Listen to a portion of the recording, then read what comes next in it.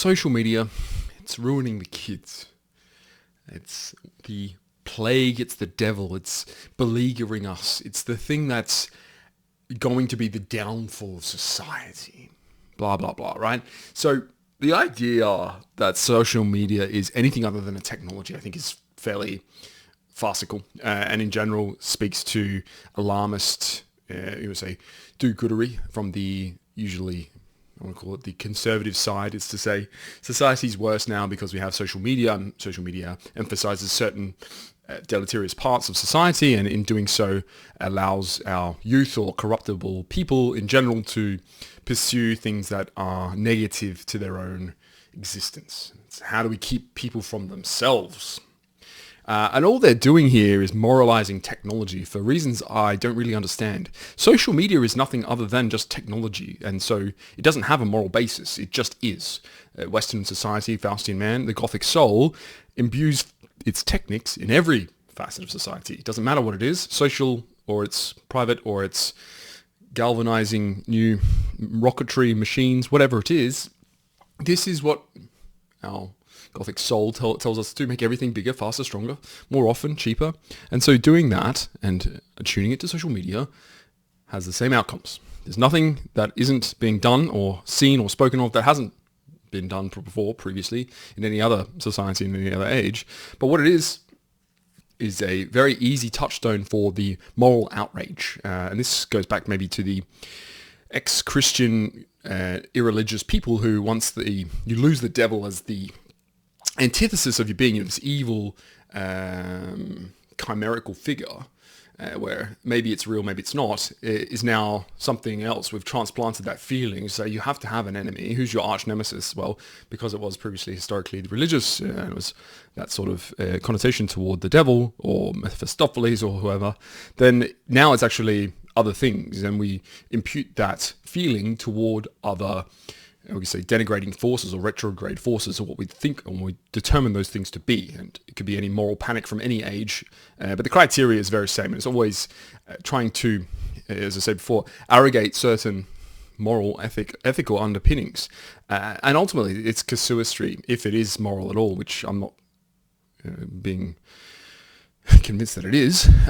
Because, and you'll see this from other science or social activists, podcasters, YouTubers, bloggers, whomever, will go on and say, look, there's all of this hogwash, but there's all this rigmarole around how we go from a society which didn't have social media to getting it, and here's all the things that we went through, and now why it's so horrible, blah, blah, blah. And here's how it affects dopamine, here's how it affects serotonin, and these are the you can call them neotic pathways in which the transmission of certain, I mean, who cares, right?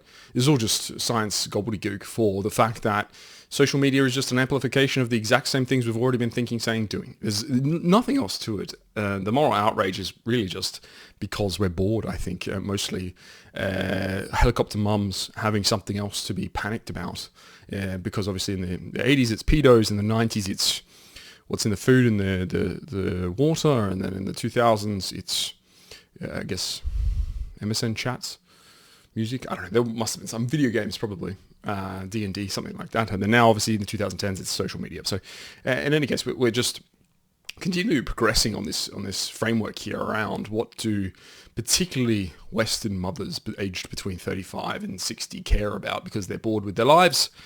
Social media. And so you have the clickbaits on whether or not social media is a transgressive force in modern society, when once again has no ethical boundaries. There's nothing aligned to it, good or bad. It's not even in the same moral framework as you would consider the rest of life. It can be used to certain moral ends, but that's completely different. It's like saying the gun is the killer rather than the person pulling the trigger, right? This is just nonsense.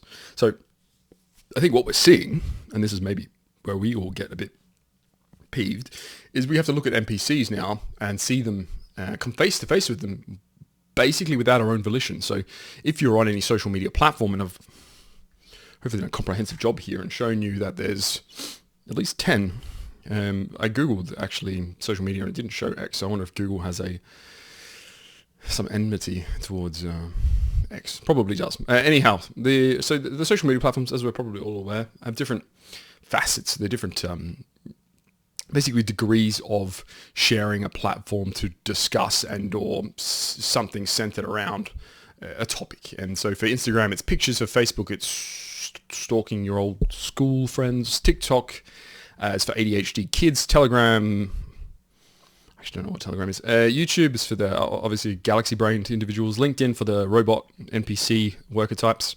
Snapchat for the girlies. Pinterest for the non-binary girlies, and then Reddit for the rubberneckers. And so I think what we can start to comprehend, right? There's a element to each social media which is obviously universal, but also at the same time it still does appeal to a certain almost archetypal niche of what generation or what partitioning of your brain tends towards some sort of social acclimatization and familiarity.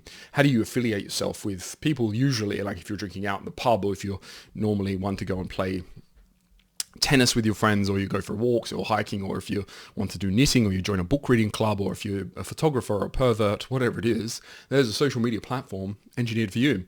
And this algorithm in all of these platforms tells you about yourself, your interests, what it is exactly that you find captivating, and your attention, which is worth money, is thereby enhanced and garnered. But at no point in time is there a moral undertone here. It's all about you. You are the reason that this is a problem. Social media does nothing else. It gives you access to things that you would already want access to. It doesn't say you must join LinkedIn and habitually scroll through a bunch of random people's CVs to see whose you find impressive and not. These are things that you want to do. It just allows you to do them. There's nothing else to that.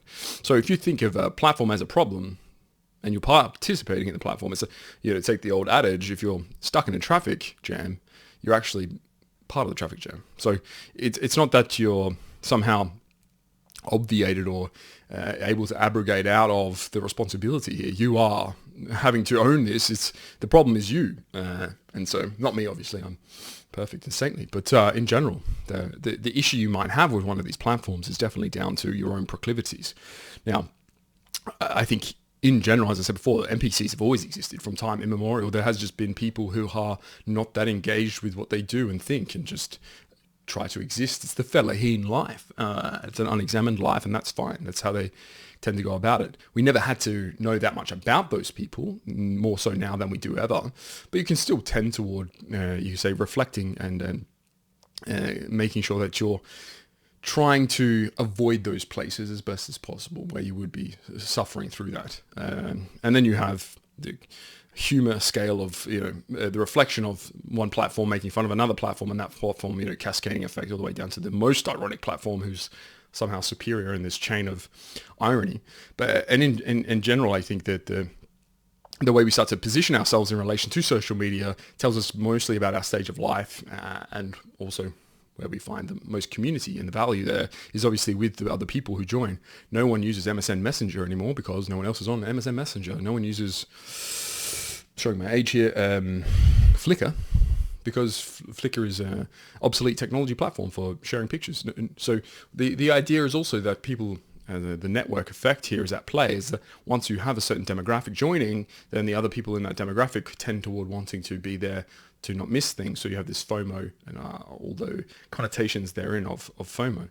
So, and this can go into, let's say, negative traits for societal outcomes, and that could be anything from suicides to incessant gossiping and any hoydens as a cribbaging. And then I think the most annoying one for us is obviously having to listen to what are like retarded teenagers and their opinions, and also gooners. These two aspects of society were best shunned because obviously retarded teenagers are pervasive and ubiquitous, but then also with the gooners, the much more dark traits are at play here, where being an incessant and habitual masturbator is just not something I think anyone finds comfortable and nice and enlightening, except maybe other, as you can see here, other versions of that. You could be either frog, by the way. This is what the demonstration. You can dress the same, you can act the same, but it's about your disposition, it's about your aspect, how your countenance portrays your soul. And so it's not always how you do it, what you're doing, it's how you're doing it. Yeah. And that's the thing with social media. It allows you to be yourself or be someone else. It allows you to view the lives in a candid fashion, if you are inclined to do that thing on any type of platform that you would like. If you want to doom scroll on X around tragedies, around war crimes, around whatever litany of Mexican massacres that are done by the cartel, or you want to go Instagram and you just want to look at hotties with skimpy outfits on, then that's, as I said before, if you're disposed to that naturally, then social media is not really the downfall of your own, say, misbegotten brain, but the essence of an algorithm is that what you find attractive begets further things that you find attractive, and there's nothing else to that. And there is an option here, and that's one under discuss, is that, Ted Kaczynski, apex Luddite, never had a protege. So if you're saying, oh yeah, but Uncle Ted here, he had a good idea around technology has been the downfall of society, no one's stopping you from hermitage, from aestheticism, from being a Luddite. But guess what? You're choosing not to be one, and so that should give you an inclination as to your own feelings towards technology. Is that Ted K was actually wrong, as smart and as, say, sage he was in predicting the way that technology enables people with certain ways and certain means and certain things. I think in general he was wrong, because technology is inseparable from the Western man. Maybe this is his Polish side and he wasn't able to encapsulate the full Gothic feeling around technology, but technology is, always will be, and has been the sole raison d'être. So, and I think maybe this goes into several other factors around social media, that it's, as I said before, an amplification effect, but what we do get is an ability for proliferation and potential sublimation. So you can have more people hear messages, and those messages just can be nicer. They can be hitting people who otherwise and erstwhile would not have heard your messaging. Or for instance, if you have the ability to share any art or creative merit, or even things like books and poetry, before you would have to have published, and you have to have all these things. Social media allows you to contact those people who would appreciate these things. And so in that way, you can see it as its abilities unleashing the good. And this is, as I said before, the secondary moral factor rather than the primary aspect of technology, which is not even amoral or immoral. It's just not even moralistic at all. There's no contingent moral effect to it. And this amoral is usually in the absence of morality, but morality is still the contradistinction. Now, I think the negative factor of that is bastardization. So obviously, the more simple or more complex discussion topics are, or interactions should be, is they probably get bastardized to a large degree, and they become largely worsened, but both in discourse and whatever else have you, realm of understanding becomes much more bleak and more broadly indecipherable for those people. And you also have the ability to enter echo chambers. And I think that's probably something we, as humans, tend toward. We like to hear people echo the things that we think are good. And in general, it's very annoying for us to have to deal with any adversity at all. We don't like it. Conflict is not necessarily something most humans tend to have a partiality for. And so in general, I think it's genuinely the case that technology is just the primary effector of natural human behaviors. And hopefully I painted that picture fairly clearly for you. I think there is one downside to technology, and that is its magic, and that is the accessibility of it by third worlders, of the unnameable hordes. So basically, because social media in effect was created by the Gothic man for the Gothic soul. So it's an embracing of a certain level of technology in one aspect of our lives, where we engineered it for our purposes, if that makes sense. So the way that we chose to do things shaped and formed how these platforms took shape. And primarily that was Americans able to choose and pick which aspects of social media were the best, and then they had the market decide and conform to those expectations. This is, you have the consensus and almost democratizing effect of technology in this way, is because companies want to keep their platform alive and the network effect as strong as possible, inducing it into a monopoly, then you do what's best for the consumer, and the consumer is you, and you are the product in that way. So how do I do that? Well, I continue to conjure up the statistics on, are you clicking more? Are you spending more time on the platform? What is it about the interactivity that you like the most? And how do I emphasize it more and more and more so that you do like and enjoy your time in social media space, in the internet world, better and more often? And so I think we can be marveling at this. However, when you introduce brown hordes onto an application, it starts to suck. Why is that? Because they use it for the ends that they want, which are not commensurate, or at least they're not aligned to how we would use these technologies, these platforms, because their social behaviors are not the same as ours. There's no cross-cultural compatibility to it. It's to say you're unleashing what is atomic weapons into the hands of cavemen. And so, yes, you have probably some of these really, really unique and extensively designed properties, and you can see this coming out of, say, somewhere like China, where they designed TikTok and they have their own version, obviously, and things like this, where the gamification of attention to such a degree that they're trying to make it pathological, or at least they're inducing people to be addicts. And so how do I necessarily have people just addicted to the platform rather than the content? The content is secondary to your usage of the platform. And this is how you can see that soullessness of the technology in that way. And that's why it's particularly strong amongst the more NPC demographic, which includes teenagers. Now, teenagers grow into people, but at their time in development, they're just a bit dumb, a bit spastic.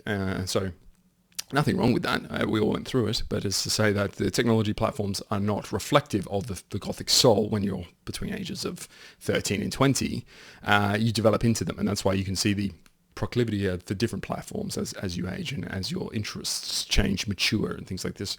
But the idea of an 8-second video, to me, seems outrageous. There can't be many videos where there's, other than the humorous ones, where there's much to pay attention to in 8 seconds or 10 seconds.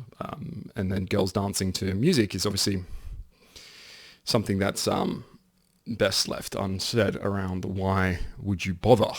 But in general, once again, I think that is the case that having technology as magic and allowing everyone to access it ruins the features, it ruins the experience, and it takes the soul out of it.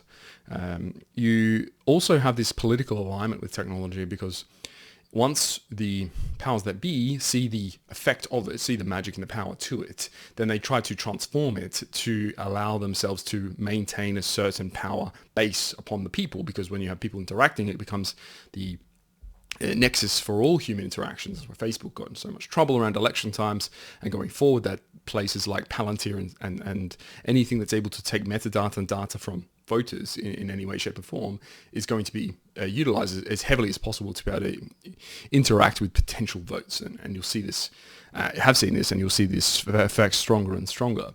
But it also goes the other way. It's easy to meme into reality certain, you could say, naughty and verboten topics, because when you have this idea of edginess that's appealing to people who I don't like authority, I think that the establishment is necessarily evil, then you want a counterbalance, and you'll try to find it out as best as most as possible. Something that tickles your fancy may be something that's, as I say, a bit of an outlawed, nefarious meme or notion or idea.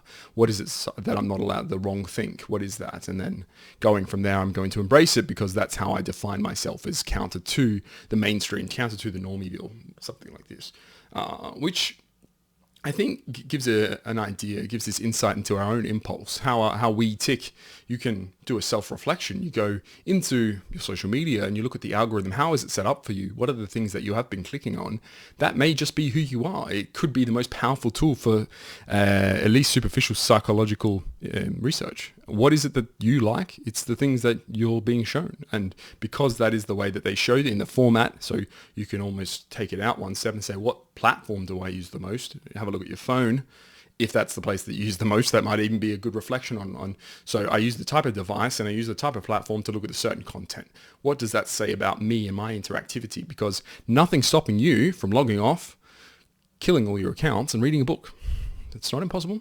You can just do that. You can just live like an 18th century peasant. You could go out and to a farm, disconnect all your utilities like a geriatric Mormon, and just live a life that is similar to how your ancestors lived it. No one's stopping you, but you wouldn't do it. 99.999% of you don't do it. You don't go and live on a farm because it's a pain in the ass. You have to do everything all day, every day to fix things, and you're so far away from society that simple things become chores. This is why people don't do it. In their hyper realities, in these ideas and imaginations they have, it's like, no, moving out into a farm and having a trad wife and having 15 cows and 10 chickens is such a luxury. This is the back to nature call that I'm hearing. But the reality of it is maybe you don't like having to light a fire every morning if you're cold and your gas or your heater broke, and then you have a non-existent plumbing supplier, and now you've ordered your Starlink because you can't do without your HBO. These are the realities that you'll have to modulate your life towards, because you aren't as maybe strong, maybe as forbearing, and maybe you're not as pioneering as your forefathers are. You're just a soft piece of shit. But that should be something you know about yourself. Don't deny it. No. When I'm 30, when I have my wife and my kids, I'm going to move to the countryside and take up eggplant farming. It's just nonsensical. So do use it as a, say, reflective tool, as something that can tell you about yourself. Which one of these are you? Are you a Chud Jack? Are you the Boomer Jack? Which one do you think represents your identity the most? Are you this galaxy brained, or like yourself, him? Because, and this goes into why I think this is a nonsense topic, why social media isn't evil, it isn't anything, is because if you look at TV binge watching, or like average hours spent watching TV, then boomers themselves, as you can see here, the 75%, are like 5 hours a day on TV. And TV is by far more mindless than anything else you'll encounter. It's not even idiosyncratic to your own ideas or beliefs or the things that you like. It's just generalized, and it's shot at you, interspersed with advertisements for products you'll never buy. This, to me, is by far more brain rotting than anything social media has done. And when you have the outraged boomer come to you and tell you about what BBC or NBC or one of these ridiculous news channels said about Trump, you go, is that true? Is that just propaganda? Like, what are they feeding you on these channels? And you can click on them, but props to you if you're able to survive more than 5 minutes of this nonsense. And because they really are just channels for convincing boomers of things. So you should buy this, or this happened in the world, or you should feel bad. Here's some, they've got pornography of, here's a third world country with starving, emaciated children. Give us money. And this is how they operate. It's very easy to tear jerk boomers because they're hard on their sleeve. Oh my God, there's poors, even though their own children can't afford houses. This is how you play into that mentality, TV. And so I would take umbrage at the idea that TV is somehow better or worse. It's just another facet of what people enjoy, and they'll continue to embrace those things that they feel as if are capable of giving them the best insights, or the time passes the most entertained that they could be in those realms. And I think maybe the last point around this is that in the next 10 years, we'll probably see how evil AI is, and we'll probably see how evil some other technology is. But you always have to take this back and go, who is this person trying to convince me of the moral argument behind a certain technology? Is this person doing it for their own gain, for their own benefit? Are they alarmists? Are they just a really annoying firebrand for some point of view? Because probably they are. Most of those eggheads in technology land in Silicon Valley are ridiculous and completely out of touch with reality. But on the same target, the boomer in Ohio or Yorkshire is also completely out of touch with any reality. And so I think trying to split the difference doesn't work, because these two delusional people aren't even on the same polarized planet. What you really have to do is to get to the crux of the issue, which is that technology is nothing other than just an extension of the Gothic man and the Gothic soul.